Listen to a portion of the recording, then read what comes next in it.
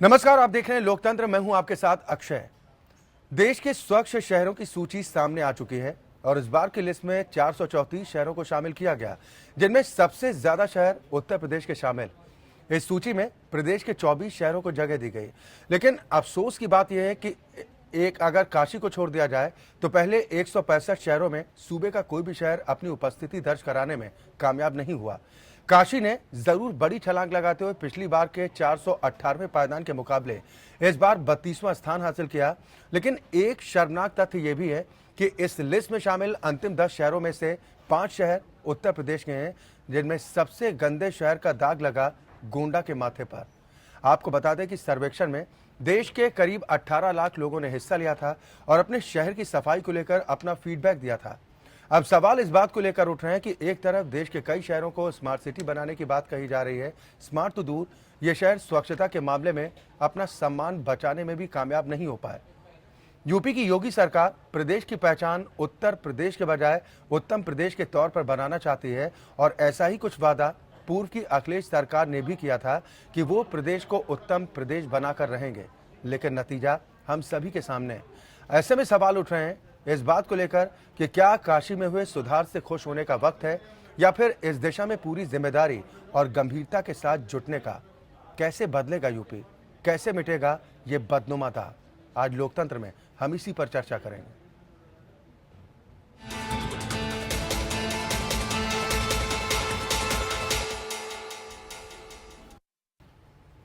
देश के स्वच्छ शहरों की नई सूची अब सामने आ चुकी है। इस बार की लिस्ट में 434 शहरों को शामिल किया गया, जिनमें सबसे ज्यादा 24 शहर उत्तर प्रदेश के शामिल। लेकिन ये बहुत खुश होने की बात नहीं है, क्योंकि अगर वाराणसी को छोड़ दिया जाए तो पहले 165 शहरों में सूबे का कोई शहर शामिल नहीं, और इन 434 शहरों में आखिरी 10 यानी कि सबसे गंदे 10 शहरों में 5 उत्तर प्रदेश के हैं और सबसे गंदे शहर का दाग गोंडा के माथे पर लगा। इस सर्वेक्षण में देश भर के करीब 18 लाख लोगों ने हिस्सा लिया और अपने शहर में सफाई को लेकर अपना फीडबैक दिया। आपसे कोई पूछे कि उत्तर प्रदेश के खुर्जा, शाहजहांपुर, बहराइच, हरदोई और गोंडा, इन 5 शहरों में क्या समानता है, तो आप क्या बताएंगे? ये सवाल आपके लिए मुश्किल होगा। तो हम आपको बताते हैं कि ये 5 शहर 2017 में करवाए गए स्वच्छ शहरों कस्बों की लिस्ट में सबसे गंदे शहरों के तौर पर शामिल किए गए हैं। शहरी विकास मंत्रालय ने स्वच्छ सर्वेक्षण 2017 की सूची जारी कर दी है। 434 शहरों में से स्वच्छता को लेकर हुए सर्वेक्षण में उत्तर प्रदेश सबसे फिसड्डी साबित हुआ। सर्वेक्षण में मध्य प्रदेश का इंदौर अव्वल रहा तो भोपाल दूसरे नंबर पर है। सर्वे में उत्तर प्रदेश के 24 शहर हैं। इनमें प्रधानमंत्री मोदी का संसदीय क्षेत्र वाराणसी 32वें नंबर पर है, जबकि उसके बाद 175वें नंबर पर कानपुर है। राजधानी लखनऊ 269वें नंबर पर है और मुख्यमंत्री योगी आदित्यनाथ का गृह जिला गोरखपुर 314वें नंबर पर है। खुर्जा 425वें नंबर पर तो शाहजहांपुर 426वें पायदान पर है। 429वें रैंकिंग पर बहराइच और 471वें नंबर पर हरदोई है। इस लिस्ट में आखिरी शहर गोंडा है। इस लिस्ट से साफ हो गया कि उत्तर प्रदेश के ज्यादातर शहरों में स्वच्छता को लेकर कोई जागरूकता पैदा नहीं हुई। इस साल रैंकिंग के निर्धारण में 45% अंक खुले में शौच से मुक्ति, सॉलिड वेस्ट मैनेजमेंट, शिक्षा, कैपेसिटी बिल्डिंग के जरिए दिए गए। 25% अंक जमीनी निरीक्षण के लिए और 30% अंक जनता की फीडबैक के तहत दिए गए। हालांकि प्रधानमंत्री मोदी के संसदीय क्षेत्र वाराणसी की रैंकिंग में काफी सुधार हुआ है। 2014 के सर्वे में 476 शहरों में वाराणसी 418वें नंबर पे था, लेकिन इस बार सबसे स्वच्छ शहरों में वाराणसी 32वें नंबर पर है। अब सरकार कह रही है कि यूपी की जनता को अपना नैतिक दायित्व समझना चाहिए। सवाल ये है कि हमारी नैतिक जिम्मेदारी क्या है। हम चाहे नेता हैं, हम चाहे अधिकारी हैं, हम चाहे आम नागरिक हैं, हम ही लोग अपने घर के सामने ही जाके कूड़ा जब उसको कचरा को इकट्ठा करते हैं तो हमारी भी तो कहीं ना कहीं नैतिक जिम्मेदारी है कि उसको हम साफ सफाई रखें। गोंडा यूपी की साख पर पट्टा लगा रहा है। यूपी का गोंडा सर्वे में सबसे गंदा शहर साबित हुआ। कहां कमी रह गई, इसको लेकर गोंडा के डीएम से भी एपीएन ने कारण जानना चाहा। इसमें जो प्रिलिमिनरी रिपोर्ट्स मेरे पास है उसके हिसाब से ministry of urban development government of India का एक सर्वे है, जिसमें गोंडा सिटी 434 नंबर पे आया है, which is the last in the country. हम लोग अभी इस डिटेल सर्वे को हम लोगों ने देखा नहीं है, उसकी डिटेल स्टडी हम लोग करेंगे और उसमें जो भी कमियां होंगी उसको दूर करने की कोशिश की जाएगी। सवाल ये खड़ा होता है कि क्या सिर्फ वाराणसी की स्थिति में सुधार होने से उत्तर प्रदेश के हालात सुधर जाएंगे? और गंदगी में घिरे उत्तर प्रदेश की इस हालत के लिए किसको जिम्मेदार माना जाए? पूर्व की सरकार को, वर्तमान की सरकार को, या फिर उत्तर प्रदेश की आम जनता को, जो उत्तर प्रदेश के उत्तम प्रदेश होने का ख्वाब तो देखती है, पर अपना नैतिक दायित्व को समझने से कन्नी काटती है। अक्षय सिंह गौर, एपीएन। राजधानी लखनऊ स्वच्छ शहरों की लिस्ट में 269वें पायदान पर रहा। एपीएन ने इस बारे में लखनऊ में लोगों से उनकी राय जानने की कोशिश की। क्या प्रतिक्रिया लोगों की निकलकर सामने आई है, ये आपको सुनाते हैं। स्वच्छता अभियान को लेकर के उत्तर प्रदेश से लगाए केंद्र से लगातार मदद की जा रही है। कोशिश ये है कि पूरे सूबे को या पूरे देश को स्वच्छ करना है, चाहे वो पीएम मोदी हो या फिर उत्तर प्रदेश के मुख्यमंत्री सीएम योगी हों। अगर देखा जाए तो हर तरफ स्वच्छता अभियान की बात चल रही है, लेकिन लखनऊ की अगर बात करें तो स्वच्छता के मापदंड के पैमाने पर लखनऊ का जो मापदंड है वो है 269वें स्थान पे। स्वच्छता की ये स्थिति आप देख सकते हैं, ये राजधानी लखनऊ है। इसमें अगर बात करें तो स्वच्छता में राजधानी लखनऊ जो है वो 269वें स्थान पे है। साथ में वाराणसी 32वें स्थान पे, जो कि प्रधानमंत्री नरेंद्र मोदी की कंस्टिट्यूएंसी है। इसके अलावा सीएम योगी की जो कंस्टिट्यूएंसी है उसकी अगर बात करें तो गोरखपुर 314वें स्थान पर है। कुछ लोग हमारे साथ मौजूद हैं, हम उनसे जानकारी लेते हैं कि आखिर स्वच्छता का जो पैमाना है वो कितना बेहतर है और किस तरीके की स्वच्छता की ओर दरकार होनी चाहिए। आपसे हम जानना चाहेंगे कि लखनऊ राजधानी में स्वच्छता की बात कही जा रही है, लेकिन 269वें स्थान पे है लखनऊ स्वच्छता के मापदंड के पैमाने पर। क्या लगता है कि अभी और कोशिश की जानी चाहिए? हाँ, कोशिश तो और की जानी चाहिए कि बहुत वैसा टाइम है कि इतनी लंबे पीरियड 269 स्थान पर इसको पहले स्थान पर कि लखनऊ ऐसे ही मशहूर है कि अच्छी जगह है, यहाँ पर लोग साफ सफाई पसंद करते हैं, लेकिन कुछ लोग हैं जो गंदगी फैलाते हैं। आप क्या कहना चाहेंगे स्वच्छता के लिए, क्योंकि नैतिक जिम्मेदारी हमारी आपकी भी है स्वच्छता को लेकर के, सिर्फ सरकार की ये नैतिक जिम्मेदारी नहीं है, क्या कहेंगे आप? स्वच्छता के लिए ये हमारे सामने ये नाली देखें, ये कितना गंदगी है, ये रोज हम खुद ही अपने हाथ से साफ करते हैं, तब भी ये जमादार तो साफ ही नहीं करता है। यही क्या कहा जाए, क्योंकि हम ही आप गंदा करते हैं। सबसे ज़्यादा तो यही ना कि हमने घर में कूड़ा उठाया, पॉलीथीन बांधी, नाली में फेंक दिया आगे घर से। पहले हम सुधरे ना, तभी तो देश सुधरेगा ना। सबसे बड़ी बात तो यही है। निश्चित तौर पर ये सही चीज है कि अगर जब हम सुधरेंगे तो जग सुधरेगा। कोशिश यही है, क्योंकि जिस तरीके से नैतिक जिम्मेदारी स्वच्छ रहने की हमारी और सरकार के साथ हमारी भागीदारी, अगर ये कदम ताल एकजुट होकर के एक साथ चलता है तो निश्चित तौर पर पूरा प्रदेश, पूरा देश आने वाले दिनों में स्वच्छ हो जाएगा। कैमरा पर्सन वीरेंद्र के साथ विक्रम मिश्रा, एपीएन लखनऊ। यूपी की योगी सरकार प्रदेश की पहचान उत्तर प्रदेश के बजाय उत्तम प्रदेश के तौर पर करना चाहती है, और ऐसा ही कुछ वादा पूर्व की अखिलेश सरकार ने भी किया था कि वो प्रदेश को उत्तम प्रदेश बनाकर ही रहेंगे। लेकिन नतीजा हम सभी के सामने है। सवाल ऐसे में इस बात को लेकर उठ रहे हैं कि क्या काशी में हुए सुधार को खुश होने का वक्त है, या फिर इस दिशा में पूरी जिम्मेदारी और गंभीरता के साथ जुटने का। क्योंकि सवाल उठ रहे हैं कि आखिर कैसे बदलेगा यूपी और कैसे मिटेगा ये बदनुमा दाग। आज हम इसी पर चर्चा करेंगे। सभी खास मेहमान हमारे साथ जुड़ गए हैं। सबसे पहले अपने दर्शकों से अपने मेहमानों की मुलाकात कराते हैं। लखनऊ से 5 खास मेहमान हमारे साथ मौजूद हैं। दीपक मिश्रा जी हैं, आप नेता है समाजवादी पार्टी। हरीश श्रीवास्तव जी हैं, सरकार का पक्ष रखेंगे, प्रदेश प्रवक्ता हैं भारतीय जनता पार्टी के। और पूर्व मंत्री और कांग्रेस के प्रवक्ता सत्यदेव त्रिपाठी जी हमारे साथ इस कार्यक्रम में शामिल हैं। आरसी जैन साहब हैं, आप वरिष्ठ टाउन प्लानर हैं। हम उनसे समझेंगे कि उत्तर प्रदेश की असल हकीकत क्या है, और स्मार्ट सिटी बनाने की दूर की बात है, स्वच्छ शहरों में नाम शामिल हो जाए, इसको लेकर क्या कुछ कदम उठाने होंगे। साथ ही वरिष्ठ पत्रकार रविंद्र सिंह जी हमारे साथ इस चर्चा में शामिल हैं। बहुत स्वागत है आप सभी मेहमानों का हमारे साथ इस कार्यक्रम में शामिल होने के लिए। शुरुआत रविंद्र सिंह जी मैं आपसे ही करना चाहूंगा। स्वच्छ सर्वेक्षण 2017 रिपोर्ट सामने है, शर्मिंदा नहीं होना चाहिए? अक्षय जी बिल्कुल सही, रिपोर्ट बिल्कुल सही है, बल्कि रिपोर्ट से कहीं ज़्यादा स्थिति खराब है। लखनऊ की राजधानी है लखनऊ, और राजधानी लखनऊ एक समझिए कूड़ा घर बनी हुई है, जहां जितनी जिम्मेदारी सरकार या नगर निगम की है सफाई रखने की, उतनी ही जिम्मेदारी आम नागरिकों की भी है। लेकिन हम देखते हैं कि हम ही खुद गंदगी करते हैं और फिर हम दोष मढ़ते हैं कि नगर निगम ने कूड़ा नहीं उठाया। ये बात सही है कि नगर निगम की तरफ से जो काम होना चाहिए वो बिल्कुल नहीं होता है। बीच में अभी एक कंपनी को ठेका दिया गया था जो शहर के कई हिस्सों से कूड़ा उठाती थी, उसके भुगतान को लेके लाखों रुपए का भुगतान रुका, झगड़ा हुआ, उस कंपनी ने कूड़ा उठाना बंद कर दिया।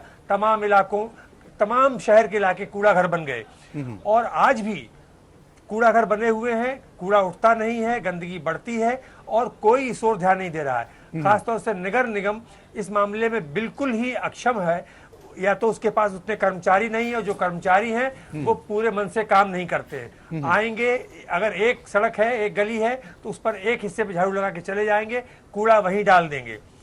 मैं एक उदाहरण के तौर पर बताना चाहूंगा, मैं जिस कॉलोनी में रहता हूं, इस प्रदेश की लखनऊ की सबसे वीआईपी कॉलोनी है जिसमें सारे आईएएस और आईपीएस अफसर रहते हैं। उस कॉलोनी में अगर आप घुस जाएं, पिछले 1 साल से इस कॉलोनी की, राजभवन कॉलोनी की नालियों की सफाई नहीं हुई है। इतनी गंदगी भरी पड़ी है।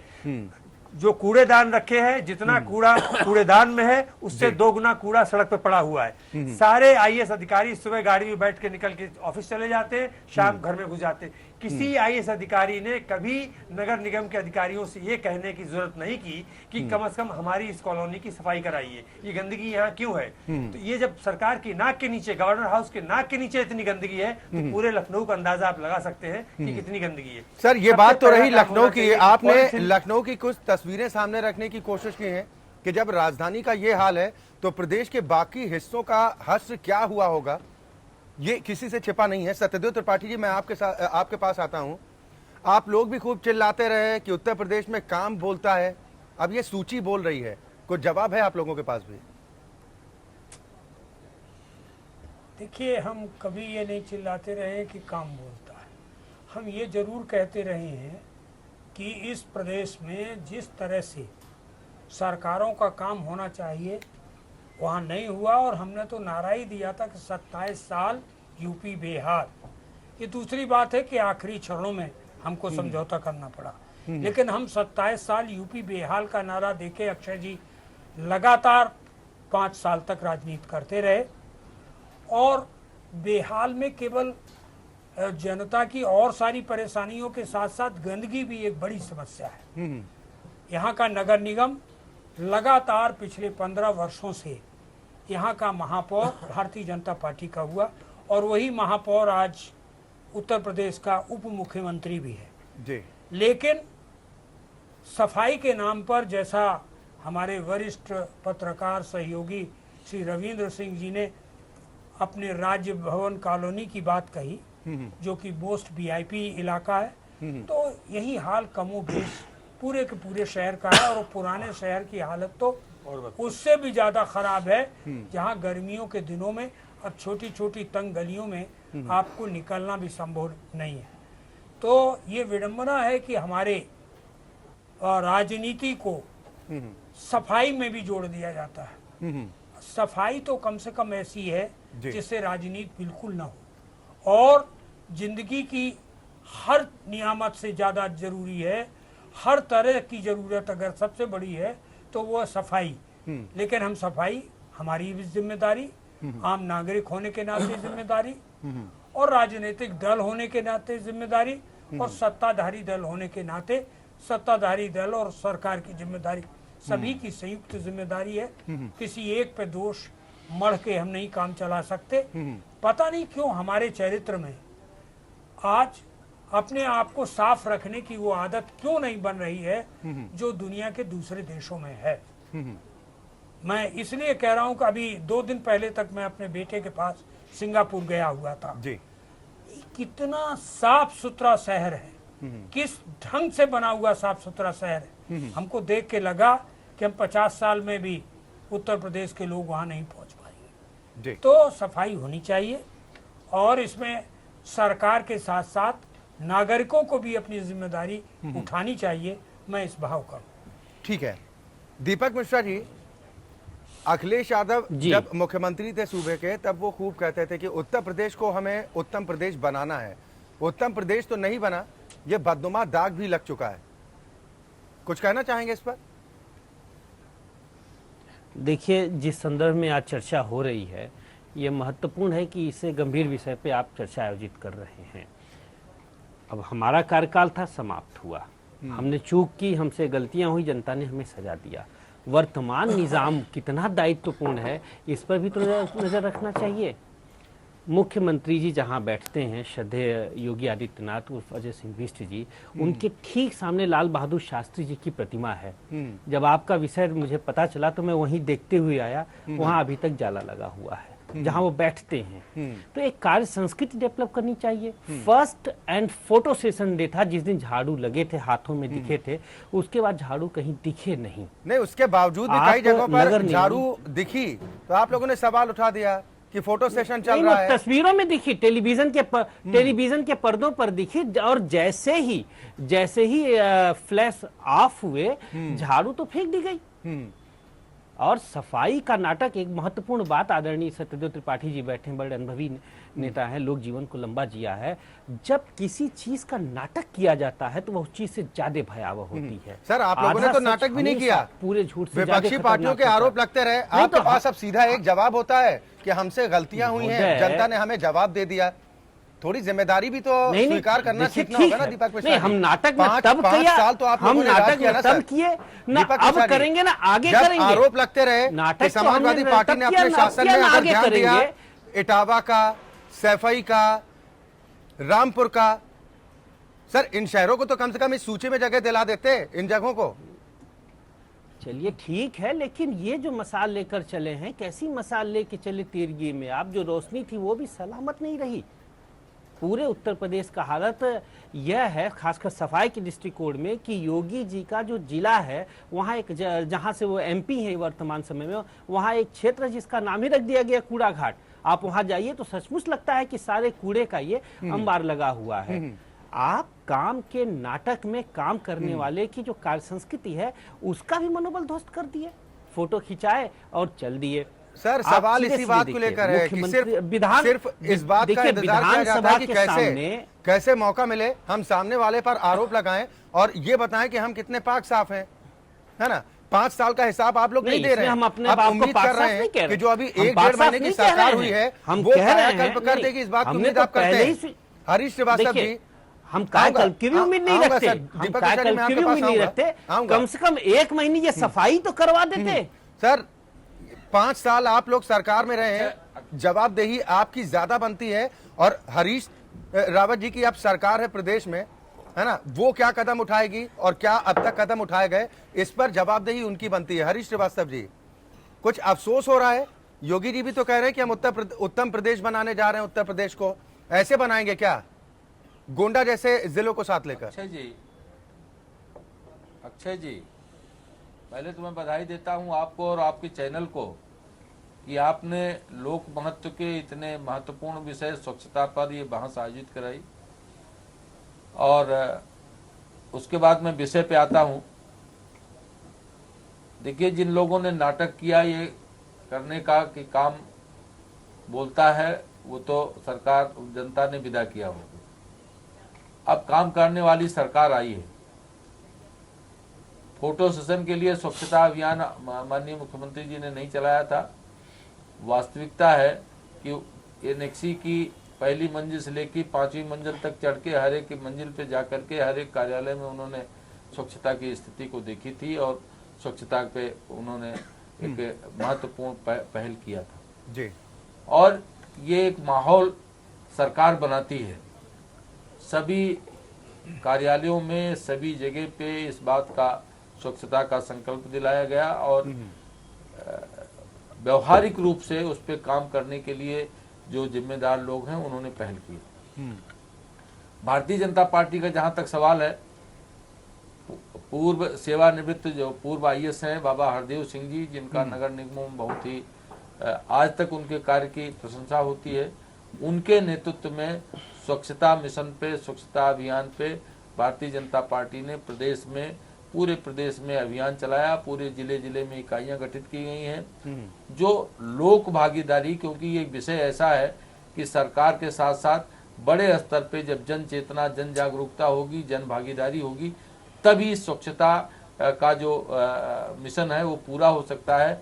और अभी आदरणीय त्रिपाठी जी सिंगापुर की बात कर रहे थे। निश्चित रूप से वो स्वच्छता के मामले में सिंगापुर का कोई जवाब नहीं है, परंतु जब इसको दंड से जोड़ दिया जाता है, आज जो लोग, मैं जहां रहता हूं, मैं स्वतः सामने मैंने एक दिन देखा कि 2-3 लोगों ने कूड़ा इकट्ठा किया, अपनी दुकानों का साफ का और सामने नाली में भर दिया।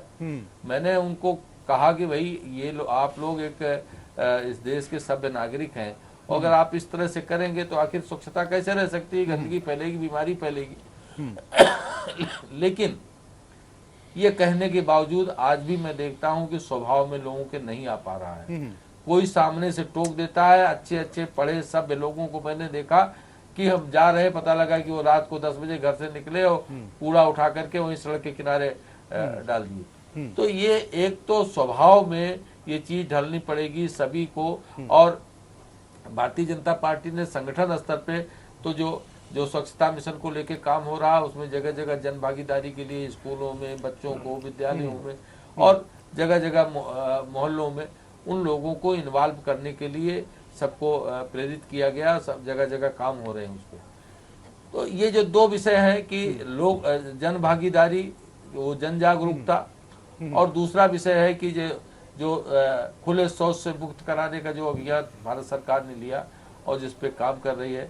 मैं आलोचना की दृष्टि से बात नहीं कह रहा हूँ और न किसी पे टिप्पणी करने की दृष्टि से बात कह रहा हूँ, लेकिन इतने महत्वपूर्ण विषय पे भी सरकारों का रवैया ये रहा कि जो केंद्र सरकार ने मानक तय किए थे कि जो शौचालय निर्माण के लिए आधा जो उनका पैसा है वो आधे निर्माण तक और आधा पैसा पूरे निर्माण के बाद, उसको भी उस सरकार ने एक एजेंसी को दे दिया।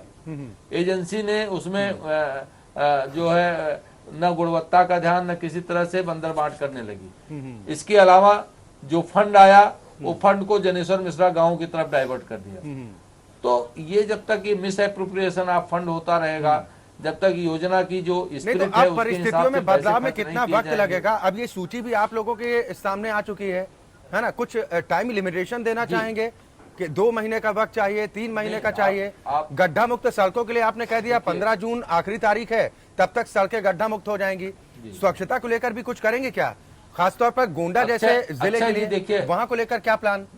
देखिए अक्षय जी, ये दोनों तरफ से जब तक सरकारी मशीनरी पूरी तरह सचेत नहीं होगी और जब तक जो जन भागीदारी नहीं होगी, दोनों की ही जागरूकता से स्वच्छता को साकार किया जा सकता है। आरसी जैन साहब हैं, आप वरिष्ठ टाउन प्लानर हैं, वो ये बताते हैं, वो इस बात का खाका तैयार करते हैं कि एक कस्बे को, एक शहर को किस तरह से बेहतर बनाया जा सकता है। लेकिन उससे पहले एक सवाल मैं उनसे ये जरूर पूछना चाहूंगा कि चाहे वो दीपक मिश्रा जी की पूर्ववर्ती सरकार रही हो या हरीश श्रीवास्तव जी की आपकी बीजेपी की सरकार, लोगों को जागरूक करने की बात करती हैं सरकारें कि हम लोगों को जागरूक कर रहे हैं, है ना, लोगों को भी उनकी जिम्मेदारियों का एहसास करा रहे हैं। जो भी कदम अब तक उठाए गए हैं वो क्या आपको लगता है कि पर्याप्त हैं? लोगों को अब तक जागरूक हो जाना चाहिए था, ये कमी लोगों की है, सरकार स्तर पर नहीं है?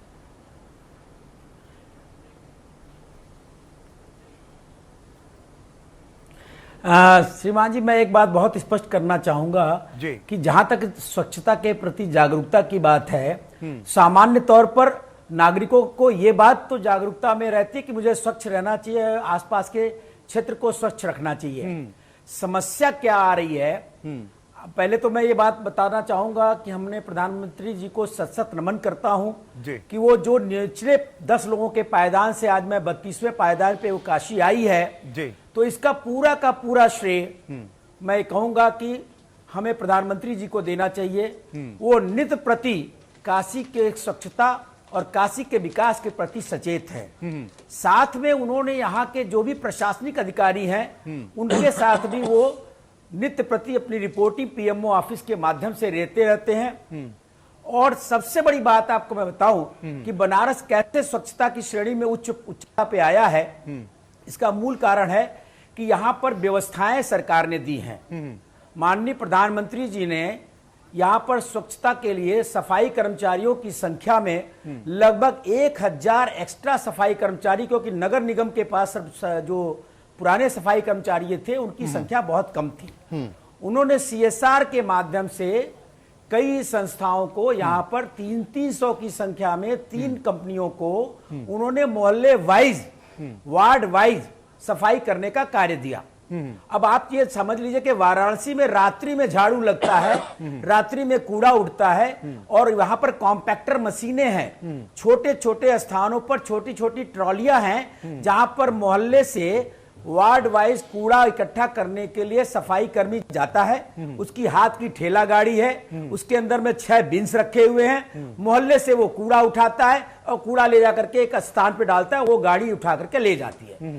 तो ये बात तो बिल्कुल समझ लीजिए कि अगर सरकारें चाहेंगी और व्यवस्था सुदृढ़ करेंगे तो भारतवर्ष का हर शहर स्वच्छ हो सकता है। ठीक है, आज से एक वर्ष पूर्व की बात आपने मोदी सरकार की सराहना कर दी, सबसे बड़ी और समस्या कहा कि जो स्वच्छ भारत के तहत कदम उठाया, और आज संतुष्टि आप जाहिर कर रहे हैं कि काशी 418वें पायदान, पिछली सूची के मुकाबले इस बार 32वें पायदान पर है। ये स्थिति सुखद है। सर 3 साल का वक्त हो गया, प्रधानमंत्री का संसदीय क्षेत्र है, अभी भी 32वें पायदान पर, इसमें उतना खुश होने की जरूरत है क्या? अब तक तो पहले पायदान पर होना चाहिए था। ऐसा है श्रीमान जी, ये पुराना शहर है, गलियों का शहर है, जगह नहीं है कूड़ा कहां रखा जाए। मैं आपको बताऊं, मैं टाउन प्लानर होने के नाते अपने शहर की हर गली से वाकिफ हूं। वहां पर किस ढंग से रात में कूड़ा उठाया जा रहा है, आप कभी आइए, ये देखिए, ये बड़ा ही सराहनीय कदम हुआ है। अगर आपका मैं 32वां नंबर आया है तो इसमें मतलब आसानी से नहीं हुआ, काम हुआ है। आज जहां पर कूड़ा ये प्रसंस्करण प्लांट लगा हुआ है, आप वहां जाकर के देखिए, जब A to Z संस्था थी, A to Z का पैसा नहीं दिया गया पूर्ववर्ती सरकार के द्वारा, उसने काम बंद कर दिया, पूरा शहर कूड़े का अंबार हो गया, कूड़ा उठता नहीं था। उसके बाद कूड़े का प्रसंस्करण नहीं होता था। मोदी जी आए, उन्होंने क्या NTPC संस्था को CSR के तहत जिम्मेवारी दी कि आप जाके कूड़ा प्रसंस्करण करिए, और वहां पर कूड़ा रोज प्रोसेस हो रहा है, 500 से 600 मीट्रिक टन। आप इस बात 100 गाड़ियां रोज की रोज कूड़ा वहां जाती हैं और प्रसंस्कृत हो रही हैं। तो मैं जहां तक समझ रहा हूं, किसी भी शहर के लिए आज उत्तर प्रदेश में और जो हमारे शहर हैं, जैसा आपने बोला गोंडा सबसे निचले पायदान पे है, अगर वहां पर व्यवस्था सुदृढ़ कर दी जाए और प्रशासन चुस्त तंदुरुस्त हो जाए, जैसा कि आपको वाराणसी में नजीर है, तो हमारा उत्तर प्रदेश का हर शहर स्वच्छता के मानक पर ऊपर की श्रेणी में आ सकता है। ठीक है, इस बात से मैं आश्वस्त हूं, और ये बात आज काशी का हर जन, ठीक है, इस बात से खुशी है। जब रात में 12 बजे हुई वो पिक्चर देख के निकलता है तो देखता है कि रोड पर गलियों में लोग कूड़ा उठा रहे हैं। चलिए, ये तो अच्छा है, कम से कम आपने इस बात को लेकर भी तस्दीक कर दी कि सुरक्षा की दृष्टि से भी काशी पहले से थोड़ा मजबूत हुआ है। कम से कम रात 12 बजे के बाद लोग मूवी देखकर अपने घर लौटते हैं सुरक्षित। दीपक मिश्रा जी, मैं आपके पास आता हूं। आप लोग तो सारा क्रेडिट लेते रहे कि काशी में जो काम किया समाजवादी पार्टी सरकार ने किया, और जैन साहब तो पीठ थपथपा रहे हैं मोदी सरकार की। देखिए, काम हुए ना सर जी, अगर ये बात होती तो 3 साल पहले ही सरकार हमारा काशी स्वच्छ हो गया होता, क्योंकि सरकारों के काम होते नहीं। कभी भी विकास को लेकर और समावेशी विकास को लेकर समाजवादियों ने सियासत नहीं की। एक बार फिर कह रहा हूं कि जो स्वच्छता, शिक्षा, सुरक्षा, ये ऐसे संवेदनशील विषय हैं जिनको राजनीतिक खेमेबाजी से ऊपर उठ के लोक हित में सबको, सर यही तो नहीं होता। सोचते दीपक मिश्रा जी, ये बातें कहने में खूब अच्छी लगती हैं। सत्यदेव त्रिपाठी जी से थोड़ा सबक लीजिए। कोई भी व्यक्ति, सत्यदेव त्रिपाठी जी जो असल हकीकत होती है वो कम से कम सामने रखने की हिम्मत तो जुटाते हैं कि हाँ, यहाँ पर हम गलत थे तो यहाँ पर सुधार की जरूरत है, और जहां पर हम सही हैं वहां पर सही हैं। नहीं, चूक तो सिर्फ डिफेंड करना जिम्मेदारी है क्या राजनीतिक दलों की? कोई भी सरकार हो, चाहे भाजपा की हो, चाहे सपा की हो, चाहे बसपा की हो, मैं अपने घोर विरोधी दलों का नाम लेके कह रहा हूं, वह जनता के प्रति जवाबदेह होती है। ये और बात है कि उसका जो मैकेनिज्म है, उस मैकेनिज्म को वह कितना क्रियान्वित कर सके। उत्तर प्रदेश को बेहतर बनाने में समाजवादी पार्टी के योगदान को कोई नकार नहीं सकता।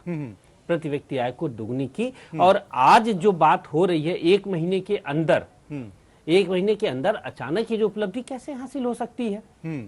कहीं ना कहीं समाजवादी पार्टी का सरकार का योगदान है, इसको कोई भी नकार नहीं सकता। वह हाँ, लेकिन एक चीज और है भारतीय जनता पार्टी बहुत पार्टी विद डिफेंस है, बहुत काबिल और बहुत कटिबद्ध लोगों की पार्टी है। मैं इतना सा ही मैं पूछ रहा हूं कि ये जब झाड़ू लेकर विधानसभा में पहले दिन जो फर्स्ट डे और फोटो सेशन डे जिसको सर, आरसी जैन साहब तो भारतीय जनता पार्टी के सदस्य नहीं है ना, उन्होंने सदस्यता तो नहीं ली है ना जी? वो कह रहे हैं कि पिछले 3 साल में उतना बदलाव नहीं है।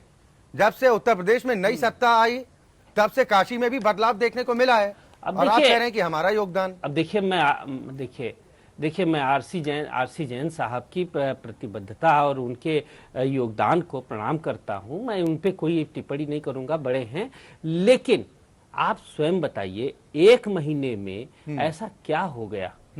योगदान दोनों का है, केंद्र सरकार का भी है, राज्य सरकार का भी है, और वहां जो मेयर जो भारतीय जनता पार्टी के हैं वह भी है, उनका भी योगदान है। आप एक सीधे सत्यदेव त्रिपाठी जी, लेकिन दीपक मिश्रा जी को लगता है कि हमारी जब तक सरकार थी तब तक हमने विकास के काम खूब किए, चाहे वो काशी हो या फिर प्रदेश के दूसरे इलाके।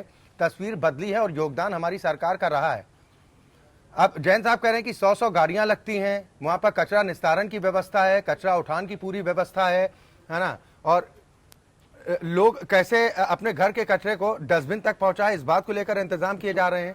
अगर दीपक मिश्रा की बात में सच्चाई है तो पिछली बार जब ये सूची आई थी तब तो 418वें पायदान पर काशी थी, सुधार तो तब हो जाना चाहिए था ना।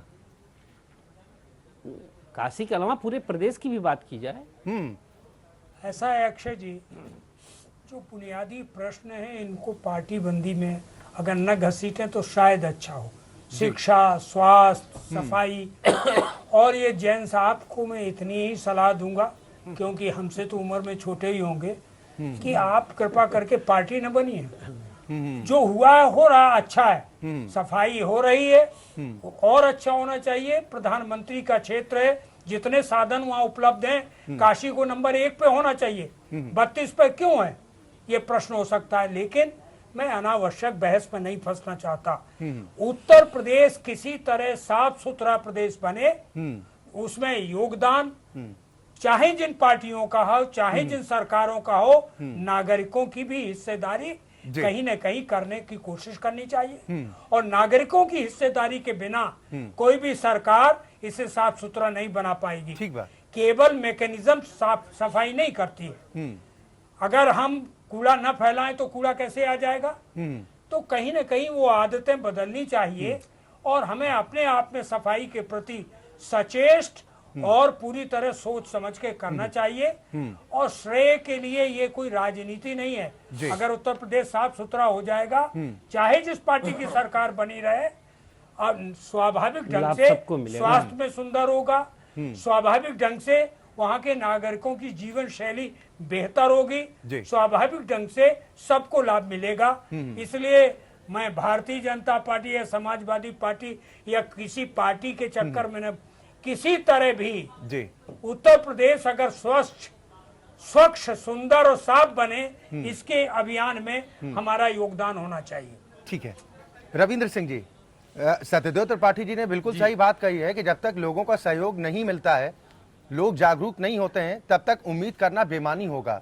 लेकिन कम से कम कूड़ा निस्तारण को लेकर कुछ उपाय भी होने चाहिए, कुछ डस्टबिन की व्यवस्था होनी चाहिए, ताकि लोग कम से कम अपने घर के कचरे को ठीक जगह तक पहुंचा तो सकें।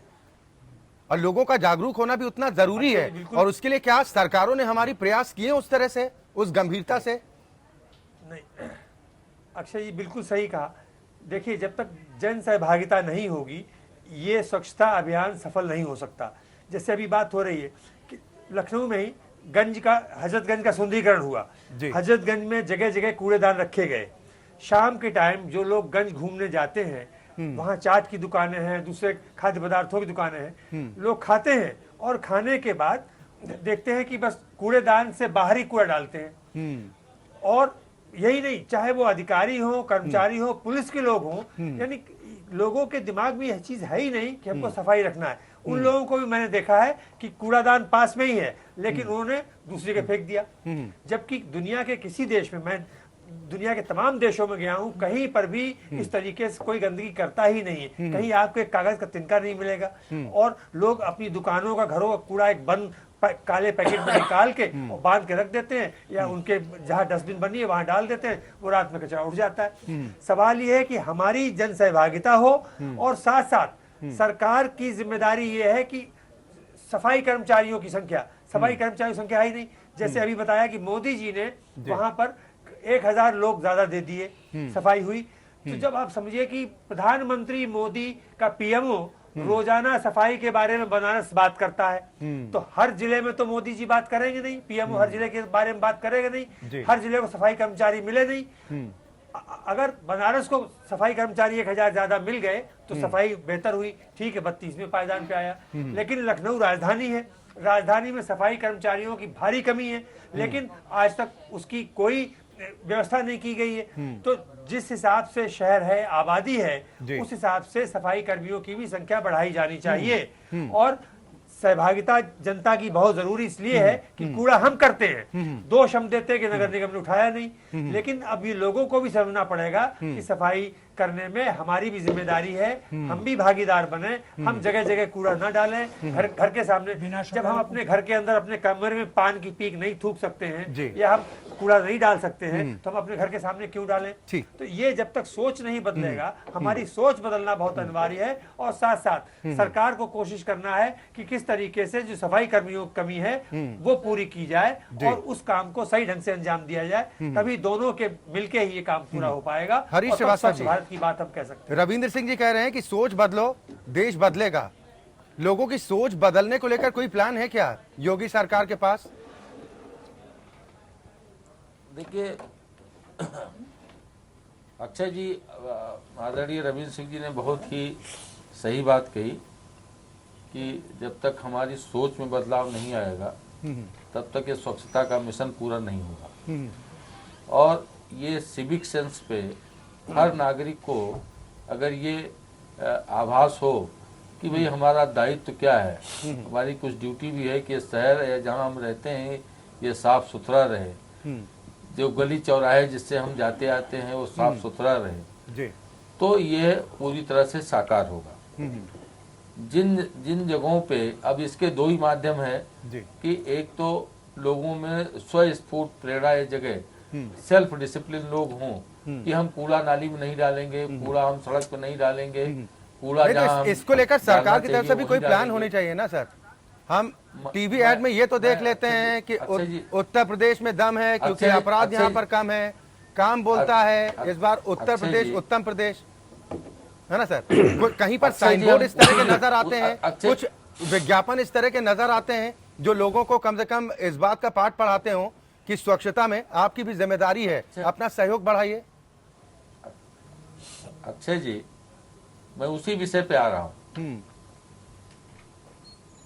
तो जहां तक प्रेरित करने की बात है सरकार की तरफ से, अगर माननीय प्रधानमंत्री फावड़ा लेकर के और बनारस काशी में घाट पे वो कूड़ा दलिया में भरते हैं, तो एक ये प्रेरित करने के लिए आम जन उससे प्रेरणा ले, या सरकार में माननीय मंत्रीगण या मुख्यमंत्री जी या बाकी लोग जो इस तरह का एक कार्य को दिशा देने के लिए, लोगों को प्रेरित करने के लिए करते हैं, वो उसी तरह के कदम है कि ये माहौल ये बने पूरे प्रदेश में, लोग इससे प्रेरित हों।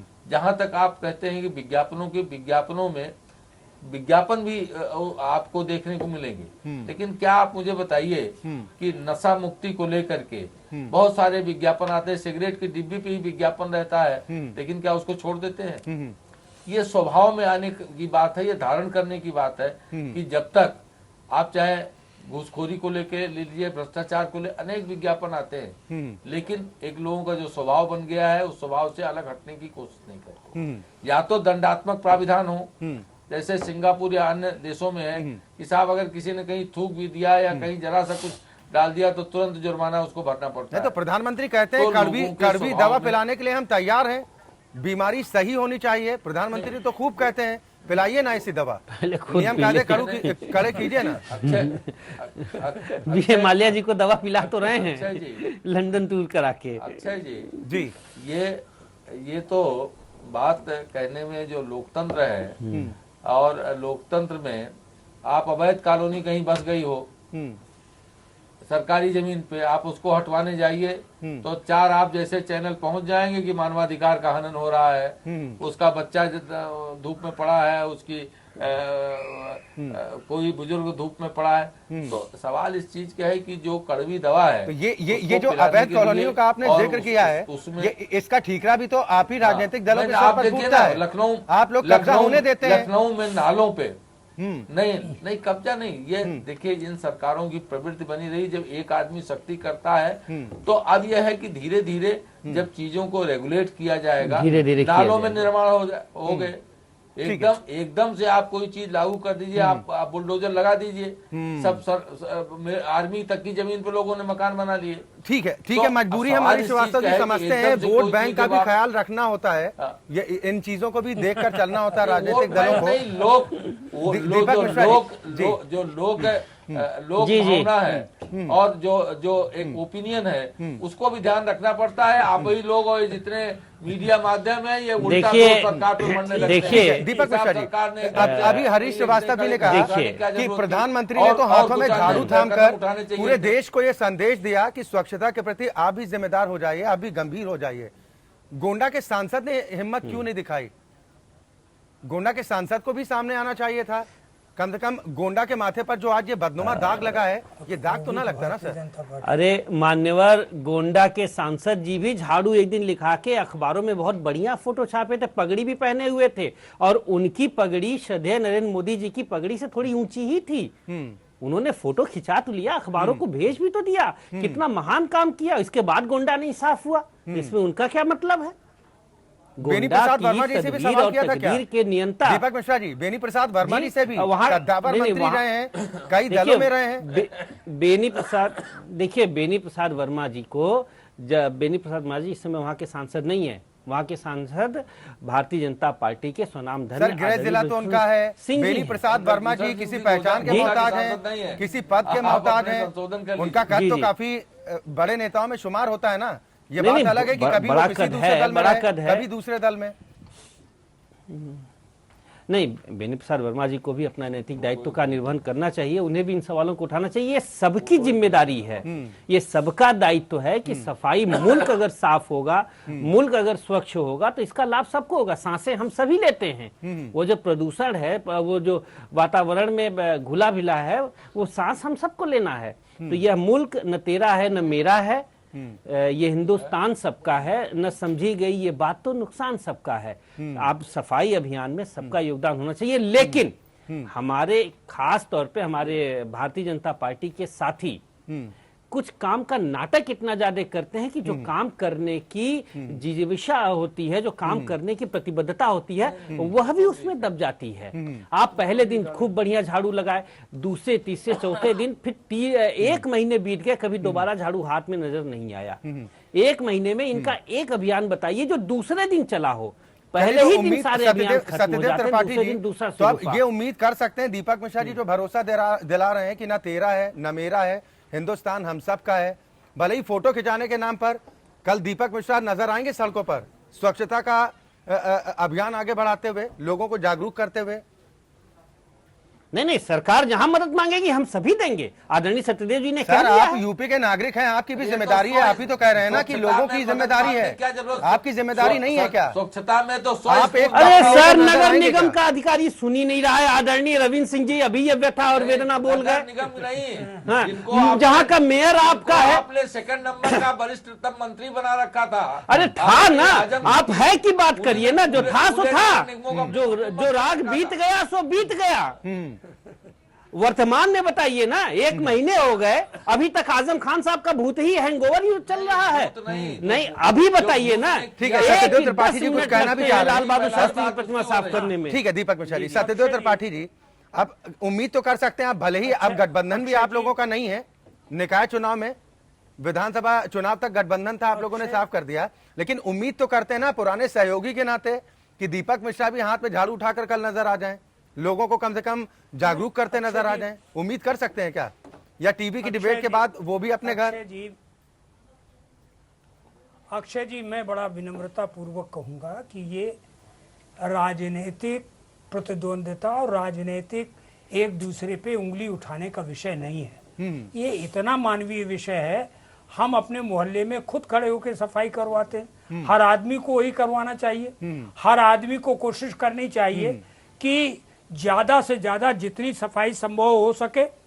और ये राजनीतिक विषय नहीं है और राजनीतिक विषय बनाने की जरूरत भी नहीं है भाई। अगर ये तो एक मानवीयता का सबसे बड़ा लक्षण है कि हम साफ सुथरे हों और साफ सुथरे होने में जहां हमारा योगदान हो सके, सरकार ले न ले, हम जो कर सकते हैं जरूर करें। हम तो इसके पक्षधर। आरसी जैन साहब, मैं आपके पास आता हूं। क्या किस तरह की दिक्कतें आप देख पाते हैं, किस तरह की अड़चनें आपको नजर आती है? कभी मध्य प्रदेश को कहा जाता था पिछड़े प्रदेशों में उसकी गिनती की जाती थी, आज कम से कम एक मिसाल के तौर पर तो उभर रहा है। चाहे इंदौर शहर या राजधानी भोपाल की बात कर लें, वो कम से कम इस सूची में पहले दूसरे पायदान पर बने हुए हैं और एक मिसाल तो कम से कम दे ही रहे ना।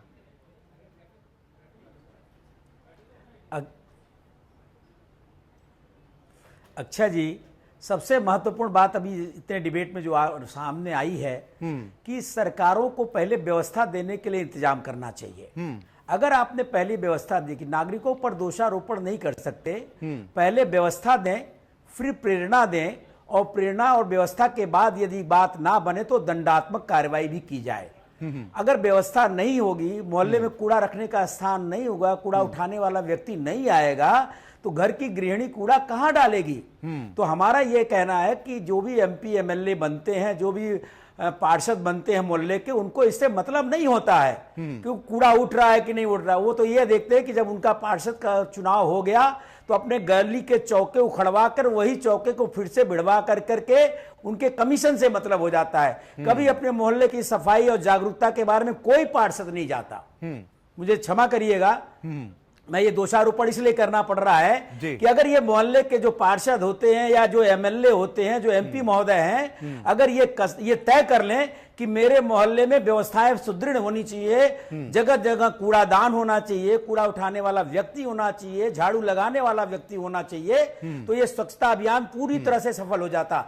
आज मोदी जी के सूरत में जब प्लेग आया था, तब वहां पर जिस तरह से सफाई अभियान को वहां की जनता ने और सरकार ने, देखिए सरकारों को इसके लिए सचेत होना पड़ेगा। यदि सरकार सचेत है तो प्रशासन तो स्वयं सचेत हो जाता है। अरे कैसे ही सरकार बदलते ही सारा प्रशासनिक अमले का चोला ही बदल जाता है, कार्य प्रणाली बदल जाती है। यहाँ का विकास प्राधिकरण, जिसके यहाँ पर अफसरों के कमरे में जाले लगे हुए थे वर्षों के, जैसे ही यहाँ पर मिस्टर पुलकित खरे जी आए हैं, वो पहला काम उन्होंने कहा सारे कर्मचारी अपने अपने कमरे की सफाई करें, सीढ़ी की सफाई, बाथरूम की सफाई, इसी तरह से नगर निगम के कर्मचारी लोग। तो जब ऊपर से डंडा पड़ता है, जब योगी जी ने कहा कि सबको सफाई करनी पड़ेगी, आज बनारस में हालत यह है कि बायोमेट्रिक के कारण से ऑफिसर 9 बजे पहुंच रहा है, उसको अपने कमरे की सफाई की जिम्मेदारी खुद करनी है। तो मेरा यह मानना है अक्षय जी, पहले व्यवस्था सही करी जाए, व्यवस्था के बाद आप उसमें प्रेरणा दीजिए लोगों को, जो कि इस वक्त की वर्तमान सरकार कर रही है। कोई भी जनता, कोई भी नागरिक अपने घर को गंदा रखना चाहता है ना मोहल्ले को गंदा रखना चाहता है। अभी तक की पूर्ववर्ती सरकारें जितनी थी वो इसके प्रति उदासीन थी, असंवेदनशील थी। एक सुखद बात यह कि अब संवेदनशीलता आ रही है और हम लोग अच्छे दिशा में चल रहे हैं। हरीश श्रीवास्तव जी, क्या वाराणसी की रैंकिंग में सुधार से लाज बच जाएगी क्या, या अब उम्मीद कर सकते हैं? चले, हरीश श्रीवास्तव जी इस वक्त हमारे साथ नहीं है, लेकिन रविंद्र सिंह जी, मैं आपके पास आता हूं कि हम जो लगातार चर्चा कर रहे हैं कि परिस्थितियों में बदलाव होना चाहिए, सरकार को कुछ इस तरह के कदम उठाने चाहिए, और आरसी जैन साहब जिस तरह से कह रहे हैं कि सबसे पहले जरूरत व्यवस्थाओं को दुरुस्त करने की है और उसके बाद फिर आप लोगों को भी कम से कम इस भरोसे में ले सकते हैं कि भाई हम प्रयास कर रहे हैं, आप भी अपना सहयोग दें। अब सरकार वाराणसी की रैंकिंग में सुधार से उसको लग रहा है इज्जत बच गई, ठीक है, अब हम अपने स्तर पर काम करेंगे धीरे धीरे, या इस मुद्दे पर गंभीर होने की जरूरत है कि वाराणसी के अलावा भी और तमाम शहर हैं उत्तर प्रदेश में?